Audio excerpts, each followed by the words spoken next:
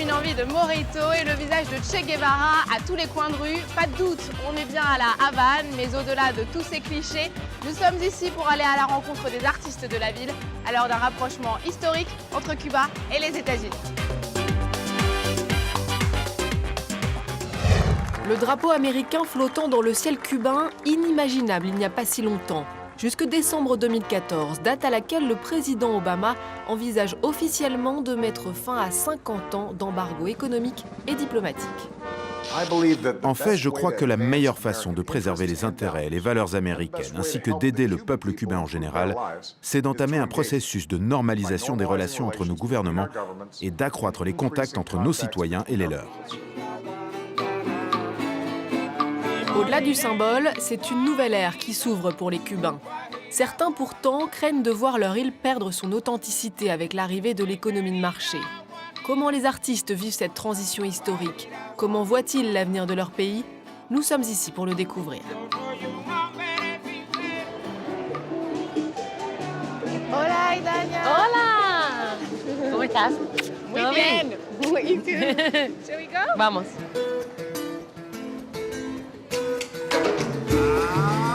Je suis vraiment contente d'être ici. Est-ce que c'est un bon endroit pour commencer ma visite? Oui, c'est un endroit merveilleux, la Plaza Vieja.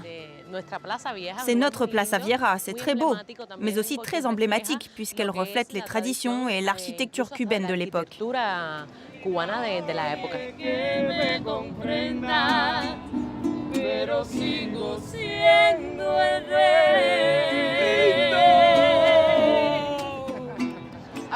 J'ai déjà entendu beaucoup de musique, il y en a un peu partout ici. Pourquoi est-ce que la musique est si importante à Cuba? Je ne sais pas si c'est dû à la situation géographique, le côté insulaire, vu que nous sommes une île des Caraïbes, mais c'est vrai que les Cubains sont des personnes, très musicales.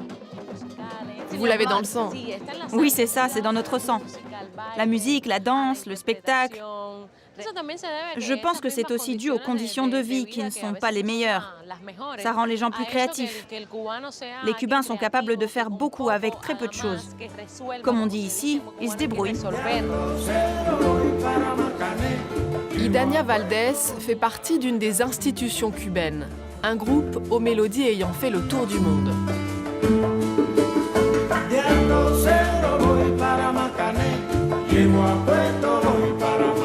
Le Buena Vista Social Club, créé en 1996, immortalisé par le film de Wim Wenders, est devenu l'un des meilleurs ambassadeurs de Cuba.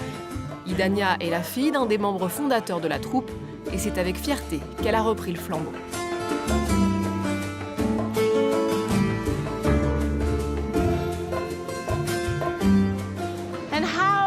Comment est-ce que le Buena Vista Social Club a changé la perception de la musique cubaine dans le reste du monde? La musique cubaine, la traditionnelle, l'originale, comme le son, le boléro, la guaracha, était un peu tombée dans l'oubli pendant plusieurs années. Et pendant tout ce temps, il n'y avait réellement pas trop de musique qui sortait de Cuba. Et c'est ce projet qui a permis à la musique cubaine d'être à nouveau connue du reste du monde.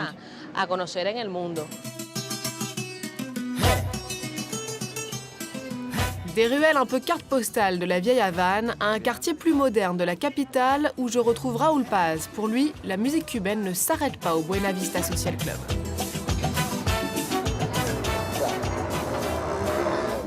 Disons que la politique culturelle musicale à Cuba elle était basée sur les acquis et pas sur l'avenir. Les jeunes ils ont du mal à s'imposer. Ils ont raté plein de choses, ils sont rentrés dans le mouvement Buena Vista Social Club. C'était même pas une idée à eux. Mais après, tout devait être vieux. Ils capitalisent sur ce Buena Vista Social Club, mais voilà, pour toi, c'est un cliché. En fait. Non, c'est pas un cliché, c'est une réalité aussi, mais c'est une des réalités. C'est la question du jour, c'est quoi la musique cubaine?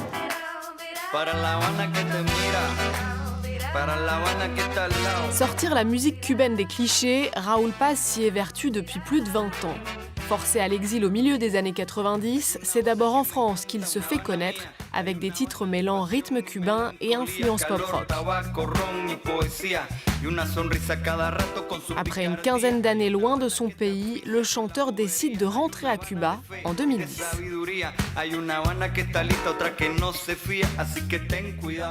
Toi, tu as fait une grande partie de ta carrière en France. Comment est-ce que tu as vécu ton retour ici à La Havane? Revenir à la maison, c'est toujours compliqué. Avec un pays qui, effectivement, n'avait pas changé énormément, qui avait les mêmes paysages. Généralement, dans un pays, tu pars 20 ans et quand tu reviens, il n'y a pas les mêmes bâtiments. Ici, c'était toujours presque pareil, même au niveau politique, etc.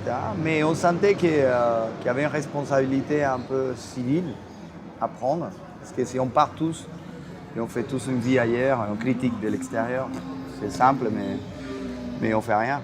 Tu avais envie de venir faire changer les choses finalement, ici. Je ne sais pas si j'ai la capacité de faire changer rien du tout, mais au moins de participer. Ce qui a un peu évolué, c'est que pendant des années, je crois que ta musique était presque interdite, même à la radio, etc. Maintenant, c'est plus le cas. Pour toi, le pays évolue dans le bon sens?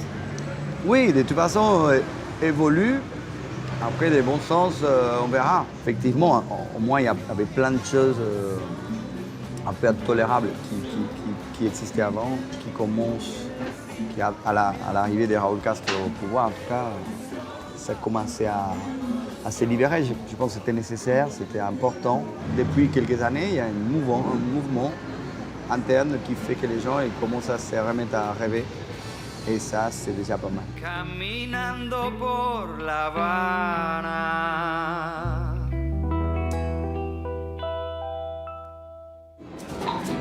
L'espoir d'une vie meilleure n'a jamais été plus fort sur l'île, même si la vie quotidienne est toujours aussi dure. Derrière ces façades qui suscitent nostalgie et fascination chez les étrangers, une réalité bien moins romantique pour les Cubains. Certains vestiges de l'âge d'or de la Havane connaissent heureusement un autre sort, comme El Gran Teatro, l'écrin du Ballet national de Cuba, l'un des plus prestigieux au monde. Fondée en 1948 par l'éternelle Alicia Alonso, à 94 ans et aveugle depuis plusieurs décennies, elle y mène pourtant toujours la danse. Depuis la révolution castriste, le ballet est promu au rang de sport national et est même devenu une vitrine culturelle. Les critiques de danse disent souvent qu'il y a quelque chose de spécial chez les danseurs cubains.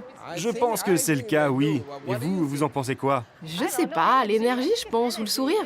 La passion.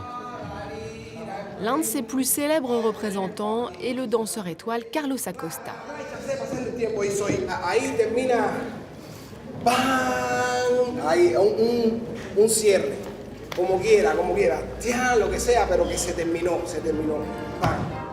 Souvent comparé à Rudolf Nureyev et Mikhail Baryshnikov, il est surtout connu pour ses pirouettes étourdissantes.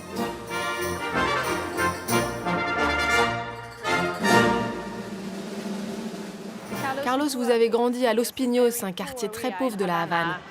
Et la danse est arrivée dans votre vie un peu par accident, je me trompe? Oui, c'est vrai. Mon père m'a inscrit de force dans une école de danse. Il voulait que je grandisse dans un autre quartier de la Havane. C'est comme ça que la danse est entrée dans ma vie, sans qu'on me demande mon avis. Mais finalement, c'était merveilleux.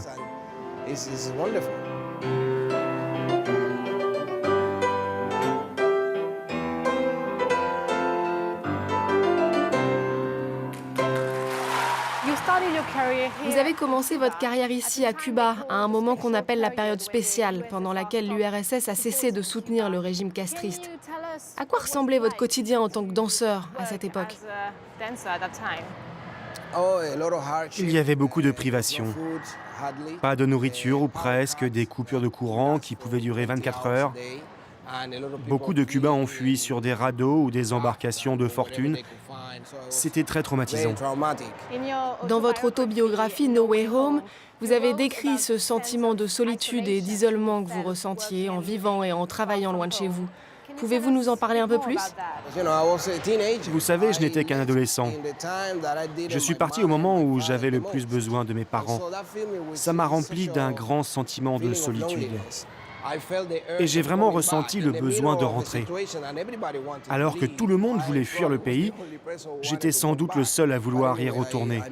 Quoi qu'il en soit, j'ai réussi à mener une grande carrière bien au-delà de Cuba, à l'international. Et c'était le bon choix.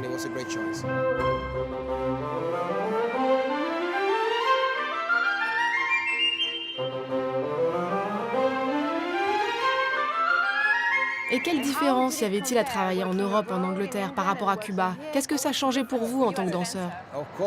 Bien sûr, les moyens, les informations dont on disposait étaient bien supérieurs. Tout était accessible si vous en aviez besoin. Mais en même temps, je pense que la meilleure chose qui me soit arrivée, c'est la pauvreté. Le fait d'être pauvre, de ne rien posséder, m'a donné cette soif de réussir. De nombreux artistes cubains ont choisi de fuir pour jouir d'une pleine liberté d'expression. Maintenant que les relations entre Cuba et les États-Unis sont en train de s'améliorer, comment les choses vont-elles évoluer pour la scène artistique de l'île? Pendant beaucoup trop longtemps, ces deux pays ont été ennemis. Alors qu'ils sont voisins et qu'ils partagent une histoire qui les lie l'un à l'autre. J'espère que des artistes américains vont venir à Cuba pour participer à des projets et donner naissance à de nouvelles créations artistiques. Et au-delà de l'art et de la culture, pour votre pays, quels sont vos espoirs, mais aussi vos peurs? Mon inquiétude est la même que celle de beaucoup de monde. Que cette sorte de décadence chaotique qui caractérise Cuba et qui la rend si unique soit tout à coup balayée par les Américains et que le Cuba, dont tout le monde tombe amoureux, disparaisse. Mais une chose est sûre, la vie des Cubains est dure. Il y a tellement de gens brillants sur cette île et ils ont vraiment envie de donner un sens à leur vie. Et je pense que les changements que nous vivons sont très positifs. Aujourd'hui, vous êtes de retour à Cuba avec votre propre compagnie. Et dans vos créations comme Tocororo, vous mêlez danse classique et contemporaine, mais aussi des influences africaines. C'est votre hommage à l'héritage culturel cubain? Oui, mais c'est avant tout ma vraie nature. C'est ce que je suis. Je suis un mélange de tout ça. Je suis un danseur éclectique, je suis noir, j'ai des racines espagnoles, africaines. Et je suis aussi riche de tout ce que j'ai appris dans les compagnies où j'ai travaillé. Et je ne peux pas m'empêcher d'intégrer tout ça dans tout ce que je fais.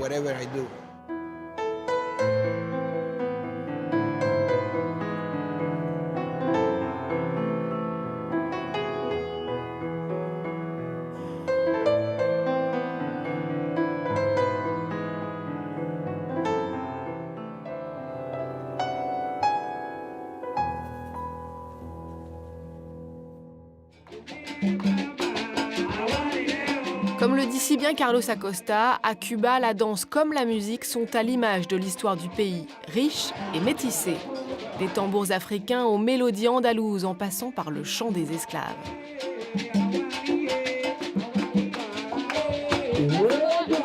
Une diversité célébrée tous les dimanches ici à la Callejon de Amel, où se retrouvent amateurs de salsa, mais surtout de rumba.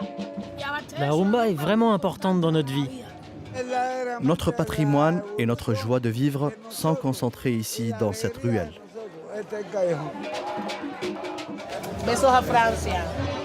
C'est très beau, c'est sacré, c'est afro.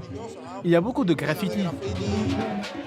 Musée street art à ciel ouvert, la Callejon de Amel a été créée par le peintre Salvador González en 1990. Inspiré par la Santeria, une religion mêlant catholicisme et croyances vaudou venues d'Afrique, le lieu rend hommage aux racines africaines de Cuba. Je pense que directement ou indirectement, la Callejon de Amel est devenue un symbole de religiosité. Et dans le même temps, à travers les œuvres d'art, un temple de la culture noire ici à Cuba. À la Callejon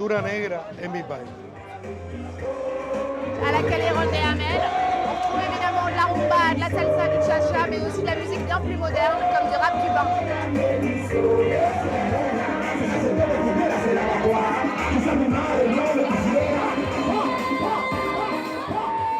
Et c'est justement justement sur ces rythmes endiablés que se termine cette première émission à La Havane. Rendez-vous demain même heure pour partir sur les traces d'Ernest Hemingway, le plus cubain des Américains, et en savoir plus sur le cinéma Made in Cuba.